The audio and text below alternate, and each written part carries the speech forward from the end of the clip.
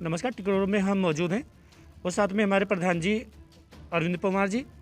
पप्पू प्रधान से जानना चाहेंगे किस तरह के विकास के मुद्दे लेकर इस बार आए हैं, चुनाव में जीत कर आए हैं, बहुत अच्छी जीत उन्हें हासिल की है, मुद्दे उनके रहेंगे और जनता की उनकी मांग रहे, कैसे उनसे अपेक्षाएं रखी जनता ने, कैसे उनको चुना है, एक अच्छे उम्मीदवार के रूप में चुन के आए हैं।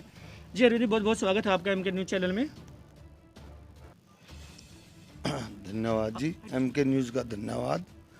और मैं जो है पहले तो आपके चैनल के माध्यम से पूरे गांव का आभार व्यक्त करना चाहता हूं और इसके साथ साथ जिन लोगों का मुझे बेहद सपोर्ट मिला, जिसमें मेरा एक गांव में एक प्रथा होती है कुनबा प्रथा, कुटुंब, जिसमें मेरे मुखिया परिवार और महिपाल प्रधान परिवार और हमारे मेरे भाई लोग तो हैं ही जो मेरे ब्लड रिलेशन है।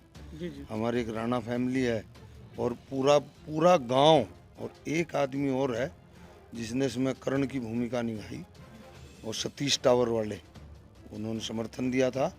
ये सब बातें मेरे साथियों के सहयोग से ही, इन सब लोगों के नाम तो कहाँ बहुत सारे नाम हैं। जी। अगर हम बात करें तो सर्व समाज का आपको समर्थन है, सपोर्टिंग बहुत ज़्यादा। ऐसे में अगर हम देखते हैं प्रधान जी, आपके सामने बहुत सारी चुनौतियाँ होंगी, जिम्मेदारी होंगी, प्रधान पद का प्रत्याशी पद है आपके पास, बहुत अच्छा पद है, लेकिन ऐसे में कोविड-19 संक्रमण है, आपकी तरफ से किस तरह से कौन जो है ना ग्राम को बचाया जाएगा इस संक्रमण से, किस तरह से निर्देश रहेंगे आप बताएं। मैं मुझे काम भी पहला ही करना। मैं अभी भी आप लोगों ने इसलिए वेट की कि मैं केमिकल की व्यवस्था में था और टैंकर वैंकर की, कल ये सब हो जाएगा। कल शाम से या परसों से मेरे गांव में सैनिटाइजेशन की प्रक्रिया शुरू होगी। कुछ मैंने मास्क मंगाए हैं, लोगों को मास्क बांटने हैं मुझे और सैनिटाइज करानी है। और गली गली स्कूल्स, गांव की गलियां, सब कुछ, स्कूल तो हालांकि बंद है अभी, लेकिन कोई जगह छुट्टी नहीं जाएगी, चूना डाला जाएगा जहाँ ज़रूरत होगी। और मैं अवेयरनेस लोगों को फैलाऊँगा कि वही जो कोविड-19 की गाइडलाइंस हैं, हाथ धोना, 3 गज की 2-3 गज की दूरी और ये मास्क लगाना, ये तो मुख्य हैं। इनके लिए जागरूक करूँगा लोगों को। बात आ जाती है गांव में विकास के मुद्दे, अभी तक क्या गांव में विकास नहीं हो पाया था जिसको लेकर आपने अपनी एजेंडा रखा होगा चुनाव के दौरान? हाँ, बहुत बातें थी जी जो गांव विकास में पिछड़ गया। यहाँ पे अब उसकी 1-2 मिसाल दूँ आपको कि जो कुछ बच्चे हैं जो कोशिश करना चाहते हैं, जो पुलिस में, आर्मी में, आर्म्स फोर्सेज में जाने के लिए, लेकिन उनको चाहिए प्रैक्टिस के लिए कुछ एपरेटस। है कि सबसे पहला काम मैं ये करूँ कि युवाओं को एक फील्ड मुहैया कराऊँ जहाँ पे वो अपना दौड़ धूप का और सब टाइम निकाल सकें जिसकी वहाँ पे ज़रूरत होती है सिलेक्शन में।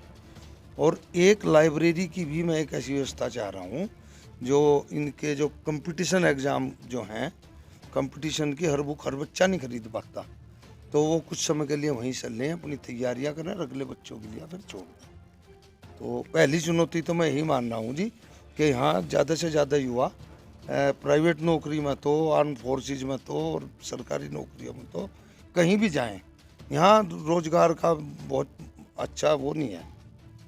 गांव में रोज़गार भी पिछड़ा हुआ है, यहाँ भी काफ़ी ज़रूरत है सुधार करने की। किसान की हालत में भी सुधार आवेगा तो दूसरे बातों में सुधार आएगा। तो ये तो अंडर प्रोसेस है मामला भी। तो ये है जी। और गांव की साफ़ सफाई और एक है स्वच्छ पेयजल, स्वच्छ पेयजल की उपलब्धता। ये नहीं तो 1000 बीमारियां तो दूषित जल की वजह से हैं। तो ये कुछ मूलभूत चीज़ें हैं। बिजली की व्यवस्था है, बच्चों के एग्ज़ाम के टाइम में पता लगा ट्रांसफार्मर फूक गया, तो एक मूविंग ट्रांसफार्मर हो। एक ट्रांसफार्मर फूकने से गांव की 1/4 आबादी वो के बच्चे महरूम रह जहाँ पढ़ने से। 2 ट्रांसफार्मर वहाँ लगा दिया जा, 2-3 दिन में नया ट्रांसफार्मर आ जा, तो किसी बच्चे की पढ़ाई बाधित ना हो, कोई और दूसरे काम लोगों के बाधित ना हो। तो ये हैं जी मुख्य बातें। जो फिलहाल बातें और बहुत सारी हैं। पास के गांव में लोगों पर शमशान की व्यवस्था नहीं है। यहाँ एक वार्ड 15 बोलते हैं, गांव है लंडोरा, वोट डालते हैं लोग यहीं पे, टिकरोल का ही वार्ड है वो, लेकिन रहते 2 किलोमीटर दूर है यहाँ से। तो उन लोगों पर इतनी जगह नहीं है कि जो किसी मृतक व्यक्ति के लिए अंतिम संस्कार कर दें। वो लोगों की रिक्वेस्ट से ही किसी के खेत वेत में चले। तो ये तो मेन चीज़ों का अभाव है यहाँ। तो विकास के नाम पर तो यहाँ जो मुख्य चीज़ें हैं वो ही नहीं है।